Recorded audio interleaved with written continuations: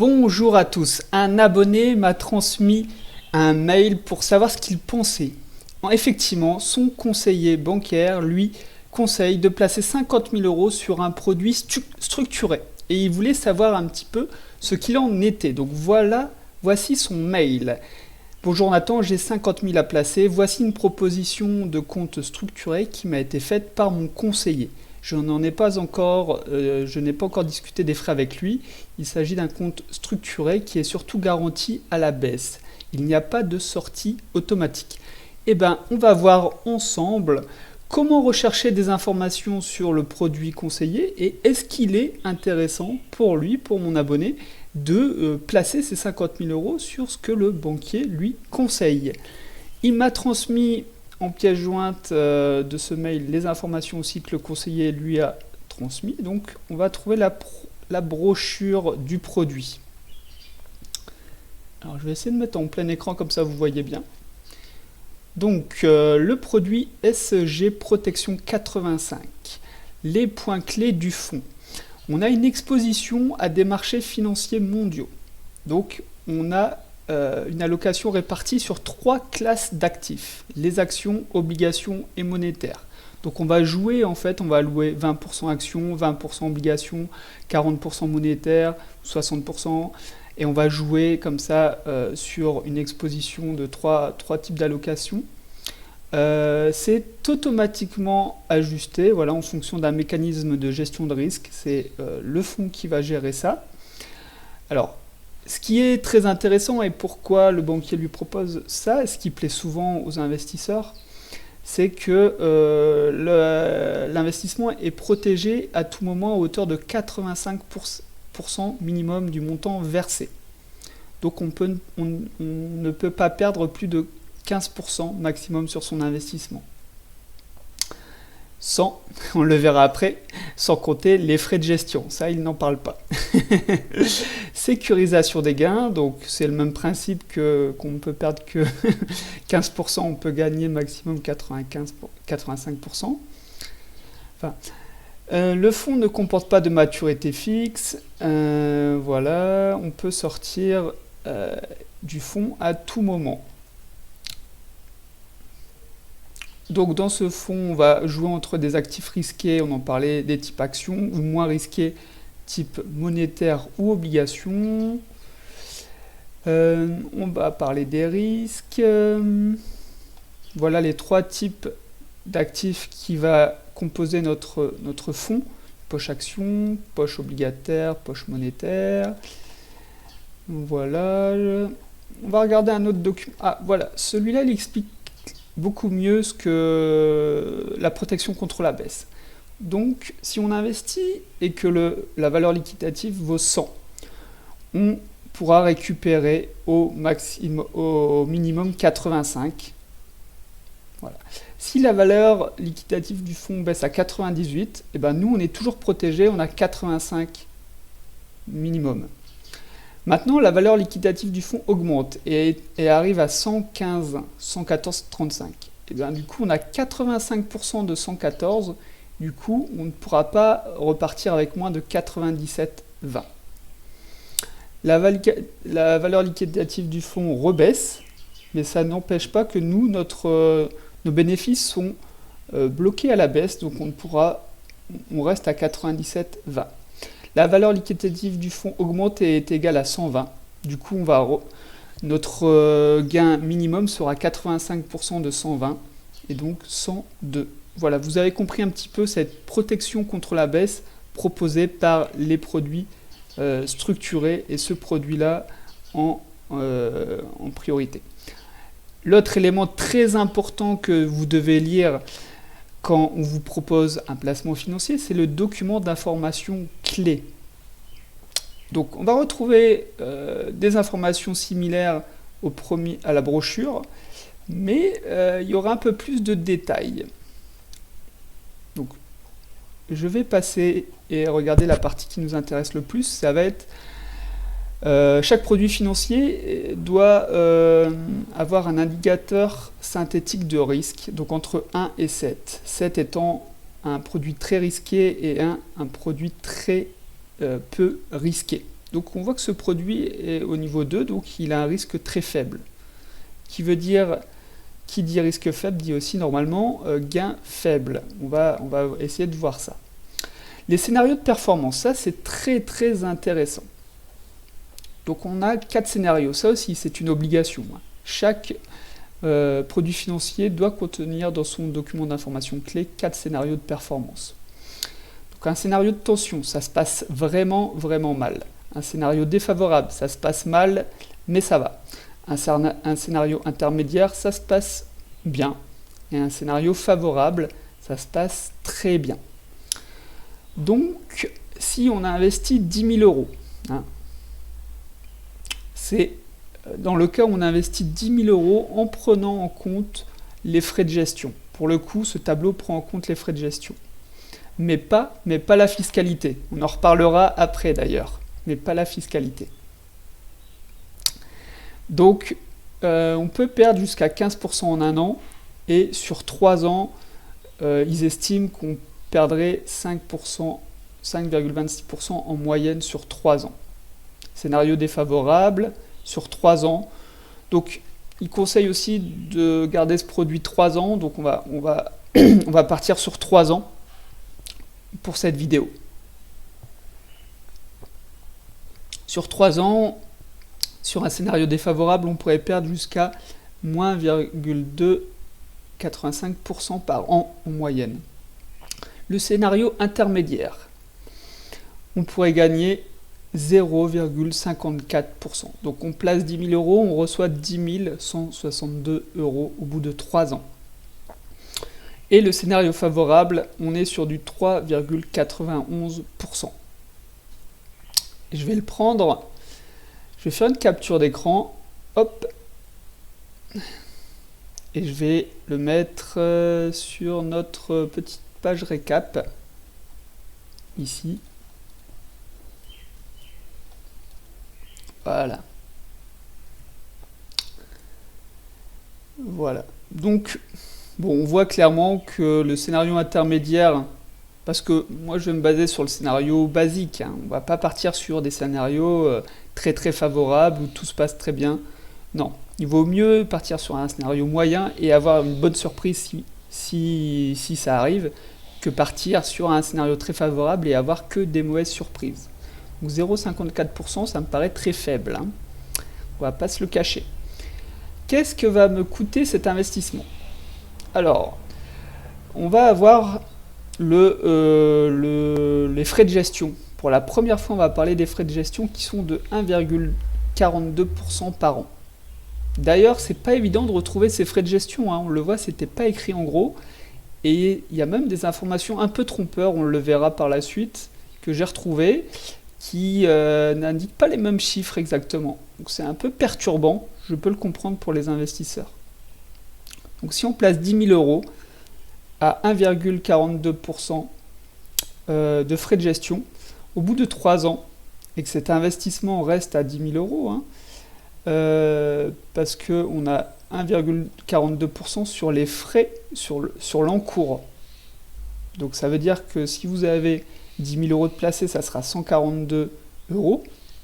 Mais si votre investissement de 10 000 euros est passé à 20 000 euros, et ben vous aurez 1,42%, donc c'est-à-dire 284 euros de frais. Bref, je vais le prendre aussi, cette petite capture d'écran, 1,42 de frais annuels, c'est clairement énorme. C'est clairement énorme. Pour moi, c'est déjà un red flag, mais on va continuer l'analyse. Voilà, les frais de gestion, 1,42%. Les coûts d'entrée, normalement, c'est 0, coût de sortie, 0%. Après, tout dépend également de votre produit financier, de votre enveloppe financière sur laquelle vous allez investir. Donc ce produit, on peut l'acheter sur un compte titre ou sur un PEA. Et donc, selon le compte titre, il peut avoir des frais d'entrée. Bon, il y aura forcément des frais d'ordre, ça c'est sûr et certain. Mais sur certaines banques, on peut vous prendre 2% de frais d'entrée. Alors qu'on voit que le produit financier en lui-même est à 0%. Donc ces 2%, c'est net pour la banque, par exemple. Voilà, durée de placement recommandée 3 ans. Ensuite, j'ai été sur le site officiel du produit. Et oui, il ne l'avait pas donné à mon abonné, mais je l'ai retrouvé. Comment je l'ai retrouvé? Parce que chaque produit financier a un code ISIN. Et ça, il suffit de le taper sur Internet pour retrouver la fiche d'identité de l'investissement. Alors, ce qui est intéressant de voir, c'est qu'on retrouve le risque faible ici, la date de lancement du produit, donc c'est fin d'année 2022. Les actifs sous gestion, on est à 20 millions d'euros. Donc, je dirais que c'est quand même assez faible hein, pour des fonds actions. À partir de 100 millions d'euros, on est dans la moyenne, 100 millions, 500 millions. Ça commence à être intéressant. Les fonds aussi avec peu d'actifs sous gestion sont susceptibles d'être fermés hein, par les gestionnaires. Parce que pourquoi s'embêter avec 10 fonds à 20 millions alors qu'on peut avoir un fonds à 1 milliard par exemple, ou 100 millions. Voilà. Parce que tout ça, ça demande quand même beaucoup d'administratifs et de documents à mettre à jour. On va le voir. La valeur liquidative, aujourd'hui, elle est à 107,14 euros. On a l'historique de performance. Donc la valeur liquidative à la création du fonds était de 100 euros. Et maintenant, on est à 107,14. Donc on pourrait se dire que c'est pas mal, hein, 7%. 7%, bon, en un peu plus d'1 an. Sachant que la majorité de la hausse a été réalisée depuis octobre 2023, depuis en fait que le marché action est de retour en hausse. Ok. Alors, caractéristiques du fonds, conseil 3 ans, société de gestion, l'administrateur. UCITS, ça veut dire que c'est un produit proposé pour les Européens. Normes européennes. Le code ISIN, c'est un peu l'identifiant unique du produit financier. Les frais de gestion, là on retrouve 1,50 alors qu'on avait vu que c'était 1,42. Versement minimum, enfin investissement minimum 100 euros. Intéressant, on va lire le rapport mensuel. Le rapport mensuel, parce qu'on ne sait toujours pas en fait dans quoi on investit si on achète ce fonds. Donc, actuellement, si on investit, ce que j'aime bien, c'est la répartition par classe d'actifs. Au 31 janvier 2024, il y a 50% d'actions, 20% d'obligations gouvernementales, 20% de crédit, d'obligations crédit et d'obligations high yield. Donc 50% actions, 50% obligations en général. Ça c'est intéressant hein, quand même de savoir dans quoi on investit. On l'a vu, hein, cette répartition évolue selon le choix du gestionnaire et selon les cycles du marché. Hein, il va faire évoluer ça. S'il trouve que les actions sont surévaluées, il va passer tout en obligation et inversement. Les principales positions, c'est intéressant de savoir que 1% va dans une entreprise qui s'appelle Banco, le 1% également dans Pernod Ricard, Saint-Gobain, Chipotle Mexican Grill, Publicis, Progressis, Kering, le luxe, Unilever. Et au niveau des obligations, on a quoi comme obligations? On a des obligations des obligations de 2 ans sur l'Allemagne, des futurs en plus. On a du crédit NA 100 index, donc, et North America, Europe. Donc en fait, pour comprendre, parce que pour comprendre concrètement ce qu'il y a derrière, il faudrait prendre cette ligne, la taper dans Google et regarder ce qu'il y a derrière ce produit financier, en fait.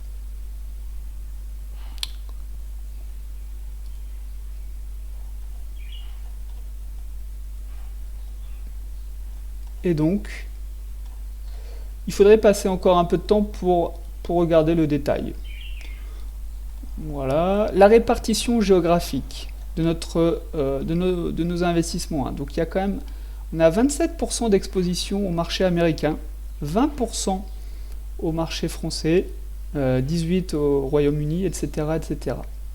Hein, c'est intéressant de savoir quand même que on est quand même exposé au marché américain parce que justement on a des entreprises américaines dedans.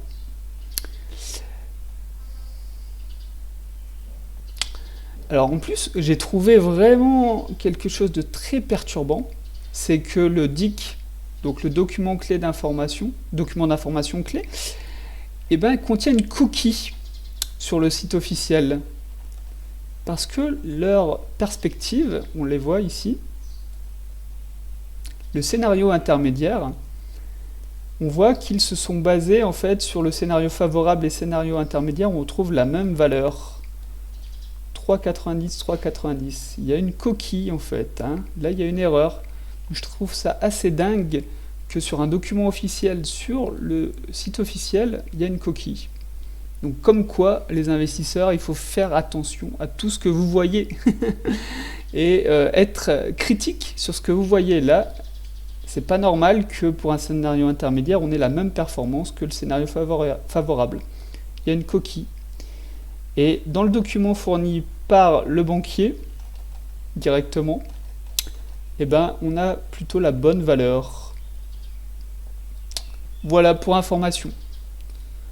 Alors, voilà un petit peu pour l'analyse du produit financier. Maintenant, mon avis, ma réponse que j'ai faite à cet abonné. Alors, je vais me baser sur un scénario déjà intermédiaire. Donc, on est à 0,54% de gain en moyenne sur 3 ans, hein, sans les impôts. Donc, on va dire, on part sur l'achat sur un compte titre. Compte titre, flat tax, 30% de vos bénéfices sont réduits. Hein. Donc, vous enlevez 30% de 0,54%, ça fait, on revient à 0,3% de gain en moyenne par an. Vous vous rendez compte? Avec les impôts. Eh oui, avec les impôts, les amis. Prenez en compte les impôts dans vos calculs. Et là, vous allez pouvoir comparer ce qui est comparable. Okay. Donc, en réalité, on est à 0,3% de gain en moyenne par an. Premier truc à dire, hein, c'est que l'espérance de gain ne vaut pas la peine de s'embêter avec ce type de contrat. Hein. Clairement.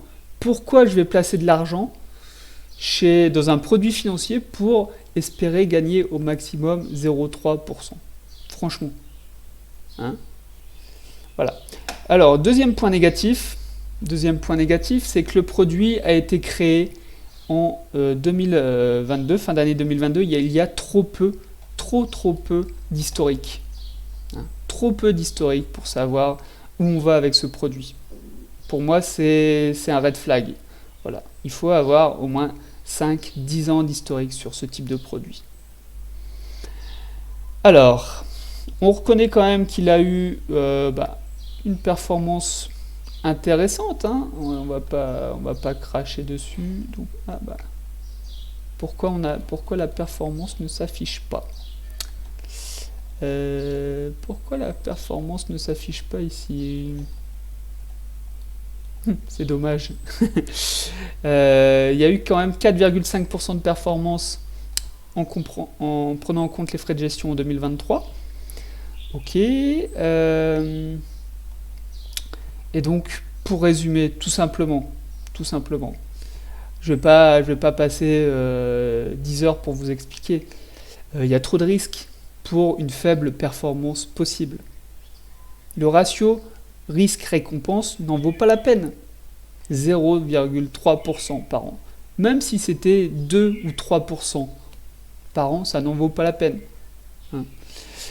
Et ça me confirme dans ce que je pensais, c'est que les produits structurés sont faits pour graisser, payer tous vos conseillers bancaires. À 1,42% de frais par an, la performance est grévée. Vous vous rendez pas compte? 1,42% de frais par an sur l'encours de votre investissement. C'est énorme. Donc, c'est pour ça que la performance, elle est faible, tout simplement. C'est pour ça que la performance est faible. Imaginez, imaginez simplement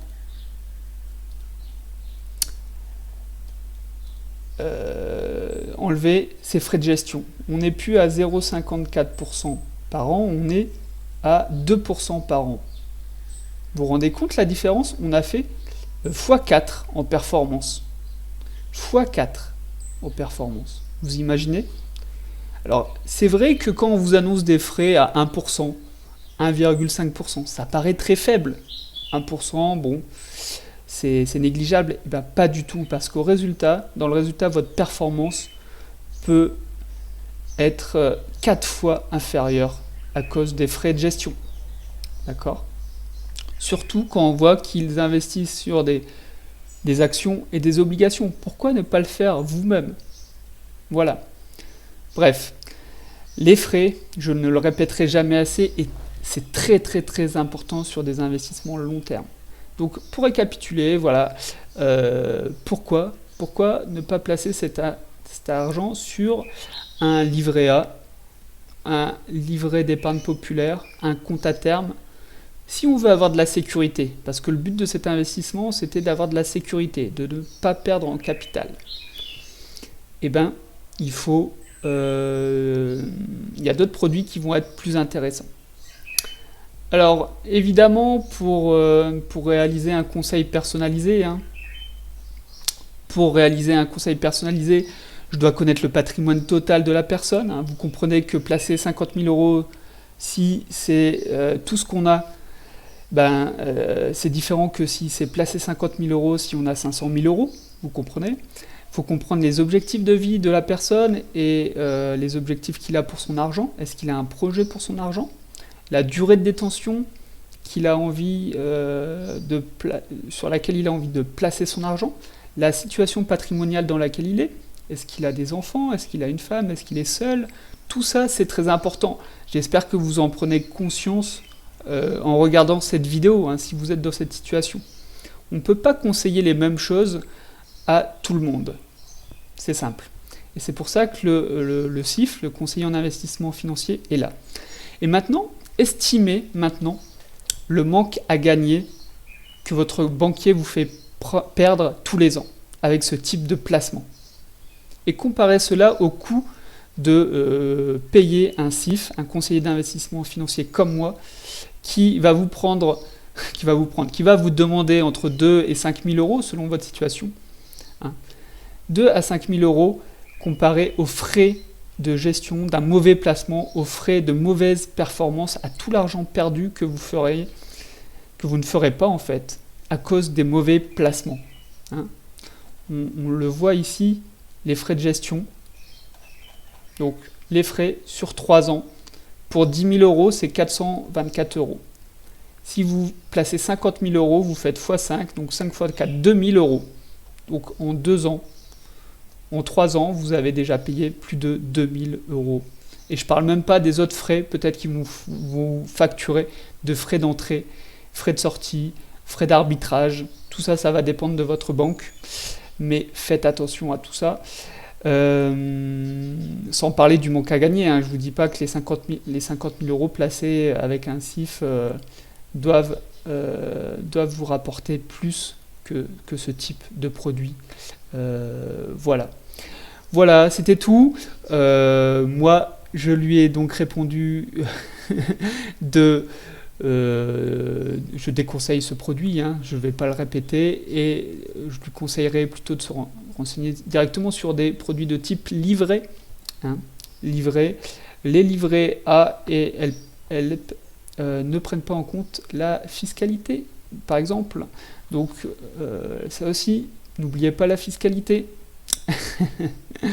Voilà, n'hésitez pas si vous aussi, on vous a conseillé un produit financier. Si votre banque vous propose d'investir 10 000 euros dans ce nouveau produit, 20 000, 50 000, n'hésitez pas à m'envoyer un petit mail pour me demander ce que j'en pense. Voilà, je vais vous dire honnêtement et très rapidement ce que j'en pense. Les red flags ou au contraire, peut-être que c'est un très bon produit. À vous de voir. Merci de m'avoir écouté. Je vous dis à la prochaine.